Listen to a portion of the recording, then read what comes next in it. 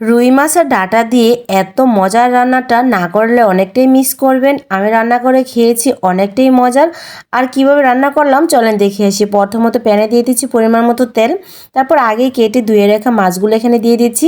হলুদের গুঁড়ো, মরিচের গুঁড়ো, লবণ দিয়ে মাখিয়ে রেখেছিলাম। তো সবগুলো মাছ এক এক করে তেলে দিয়ে দিলাম। তারপর এক পিঠ ভাজা হয়ে আসলে আরেক পিঠ উল্টিয়ে দিচ্ছি। মাছগুলোকে খুব সুন্দরভাবে এপিট ওপিট করে ভাজা করে নিতে হবে। আর রুই মাছটা একটু ভাজা ভালো করে নিলেই ভালো হয়।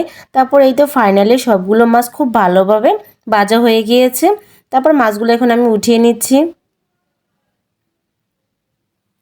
তারপর এই তেলে আমি দিয়ে দিচ্ছি পেঁয়াজ কুচি। পেঁয়াজটা ভাজা হয়ে আসলে এখানে দিয়ে দিচ্ছি রসুন বাটা, দিয়ে দিচ্ছি আদা বাটা, হলুদের গুঁড়ো, মরিচের গুঁড়ো, স্বাদমতো লবণ, ধনিয়ার গুঁড়ো দিয়ে সামান্য একটু পানি দিয়ে খুব ভালোভাবে মশলাগুলোকে কষিয়ে নিতে হবে।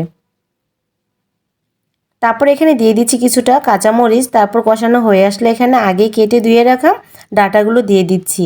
ডাঁটাগুলো দিয়ে খুব ভালোভাবে নাড়াচাড়া দিয়ে মশলাগুলোর সাথে মিশিয়ে নিতে হবে।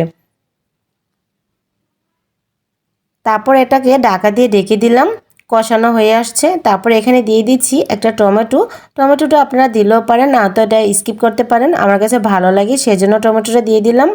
কষানো হয়ে আসলে এখানে দিয়ে দিচ্ছি পরিমাণ মতো পানি, দিয়ে নাড়াচাড়া দিয়ে দিচ্ছি এখানে। তারপর এটাকে ঢাকা দিয়ে ঢেকে দিব, বলক আসা পর্যন্ত অপেক্ষা করব। তো ফাইনালি বলক চলে আসছে, নাড়াচাড়া দিয়ে দিলাম। তারপর এখানে দিয়ে দিচ্ছি আগেই ভেজে রাখা মাছগুলোকে। তো এইভাবে রান্না করলে কিন্তু অনেকটাই মজার হয়। যারা খেয়েছেন তারা তো অবশ্যই এটা মজাটা বুঝতে পেরেছেন। আর যারা এখনো খাননি তারা কিন্তু একবার হলো ট্রাই করে দেখবেন। আর এই ভিডিওটা কোথা থেকে দেখছেন অবশ্যই আমাকে কমেন্ট করে জানাতে ভুলবেন না। তারপর ঢাকা দিয়ে ঢেকে দিলাম সিদ্ধ হওয়া পর্যন্ত।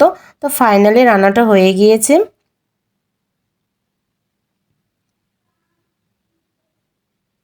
তারপর এখানে দিয়ে দিচ্ছি ধনিয়া পাতা। এটা কিন্তু না দিলেই নয়, ধনিয়া পাতাটা কিন্তু দিলে অনেকটাই টেস্টটা ভালো আসে। তারপর এই তো ফাইনাল আমার রান্নাটা হয়ে গিয়েছে। আর রান্নাটা কেমন হলো অবশ্যই কমেন্ট করে জানাবেন। আর এটা একবার হলো ট্রাই করে দেখবেন। আল্লাহ হাফিজ।